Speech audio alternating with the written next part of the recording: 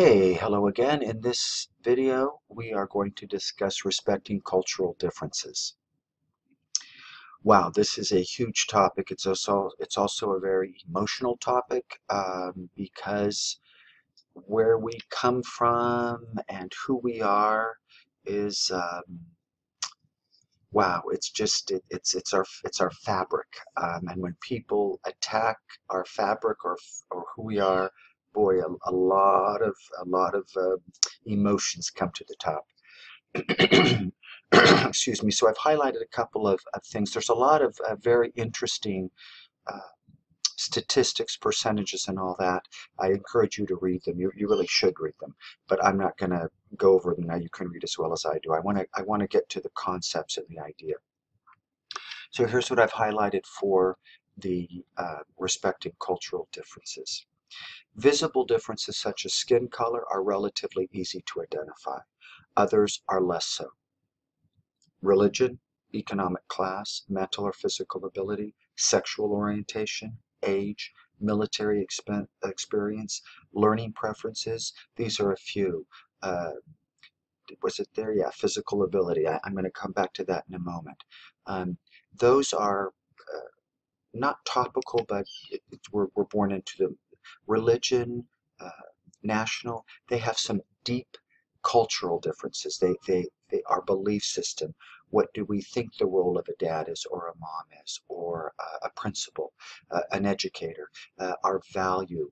Do we value life? Do we value the individual? Do we value the group? Attitudes. What do we feel about homosexuality or same-sex marriage or traditional roles, and the norms? How do people, what are the common expectations or the expectations in a locale for how people to get along? So these are these make up who we are and how we look at the world. Um, and I'm going to say it while I'm thinking about it. In my language classes, what I tell people, and Mr. Downing has actually mentioned it, the author of this book here, just because something is different, that doesn't make it wrong. Um, in fact, I would say it definitely doesn't make it wrong. Some things I think are wrong, you may not think are wrong. There are some common things that most every culture thinks are wrong. Taking someone's life wantonly is wrong, but I mean that's very extreme. But my point is that just because someone does something different from you, it's not wrong. Uh, it's when we learn to respect those differences that we can get along. And we might choose to alter our behavior depending on where we are to make someone feel more comfortable. Okay? The problems explored in these forums and up here, books, magazines, professional journals, um, range from misunderstandings stemming from the differences in cultural beliefs, attitudes, norms, rules, to the horrors of hate crimes, ethnic cleansings, genocide. In the 20th century, we've seen it all. You don't have to go very far back to see the atrocities, man's inhumanity to man.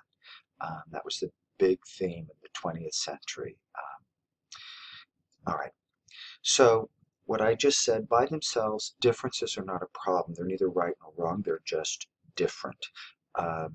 But if you add to them our tendency to judge, fear, and I think our fear leads us to harm people who are different or who we perceive are different, then that's the recipe for conflict between individuals, groups, nations. Um, an argument between two individuals, sometimes a fight, war between nations. It's deadly. The antidote to replace judgment is respect, or the antidote for a judgment is respect. Um, it's amazing. And I'm going to just say this, this is me talking now. I think it starts with self-respect. When we respect ourselves, we really can respect other people. So I would suggest that we all say, what do we respect about ourselves? What don't we respect about ourselves? What do we not like, or what would we like to do differently? When we're comfortable in our own skin, that's a French saying, I don't know if other people say it. When you're comfortable in your own skin, it's much easier to be comfortable around other people. that there's an acceptance. And I'm not saying, D, I just have to slap people. That's who I am. No, no, no. That's not what I'm saying.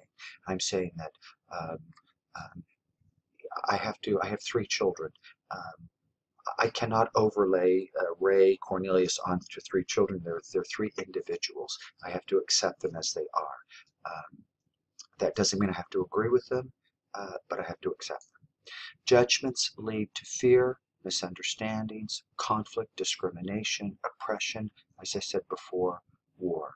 By contrast, if you respect and mutually respect, then you can cooperate. You can be compassionate, show compassion. You can learn, you can empower, you can succeed, you can find peace. Doesn't mean you have to stay around everybody. Everyone has a comfort zone. But there's a difference between choosing to remain in one place and preventing someone from or tearing somebody down. Okay? So I'll leave it there. I don't want to get too judgmental. How can you show respect? And sometimes I learned a long time ago that what you feel is not right or wrong. It's what you act on that becomes right or wrong. I mean, that might be existential, and we could talk about that all day. But there are some concrete things that you can choose to do, even if you feel. One of them is pronounce names correctly. I always say everyone has the right to be called what they would like to be called. I won't call someone something that I disagree with, as far as, I mean, if it's a slanderous term, then I won't. But if you want to be called, if your name's William, and you want to be called Bill, or if your name's William and you want to be called Steve, you get to be called what you want to be called. Also pronounce it correctly. There's there's a good example of someone here, a Vietnamese woman. Ask, how do you pronounce that? And say it back. Say it back to them. And just by trying, you'd be surprised. People just calm down when they realize that you want to understand them. Use the preferred term for a person's cultural group. Again, it's very emotionally charged, and I'm not going to throw out emotionally charged words that wouldn't serve any purpose. But try to say, I know when I was growing up, there were a lot of, oh my gosh, nationalistic jokes with Polish people and Italian people from Belgium. Those are kind of out of the way, and I'm glad. They're not funny. So ask someone if they'd like to, what they like to be called, or their group. Nonverbal behaviors, gestures, and you can come up with your own examples, but I did live in Saudi Arabia. You did not eat in public with your left hand. I'm right-handed, but I eat left-handed, but not in Saudi Arabia, because that's the hand they clean themselves with. So if you're going somewhere outside of the country, ask. If you're invited over to somebody's house who's from a different nation, ask, is there anything that I should know? And there you're kind of helping each other communicate between cross-culturally. Space is a big issue, and this isn't the first person to tell. Americans usually like their bubble. You're in my bubble, get away from me. Other nations are much more close. They're much touchy. I told you before that I'm Italian-Mexican. I'm a very touchy-feely person. I can't walk by someone in the house without patting them on the shoulder. I have to be very careful in education and in the business place, because it's not appropriate. So you have to watch that space. Eye contact, Americans like to make eye contact. Not all cultures do. Also, between young and old, not all cultures do. In some cultures, the children automatically defer. The father's always the one in charge. I mean, you just kind of have to be cognizant of some of those things. See people as individuals and not stereotypes. I said that I was going to mention something up front. And you learn. I'm 58, and I'm learning every day. A couple of years ago, and I never really noticed it before, a couple of years ago, one of our good friends has a son who's in a wheelchair.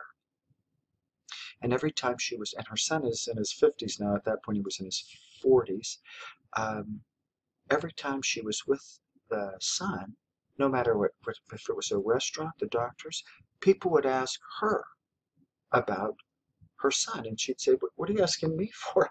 Ask him. And boy, I really learned from that, because I don't know that I did that before, but I just thought about, gee, how do I interact, and is it conscious?